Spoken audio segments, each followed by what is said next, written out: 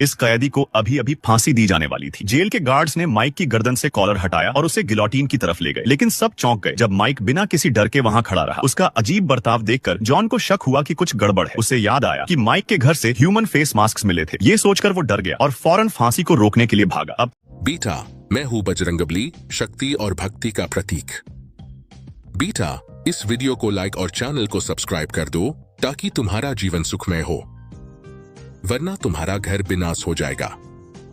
और हाँ, कमेंट में जय श्री राम लिख देना मेरे भक्तों।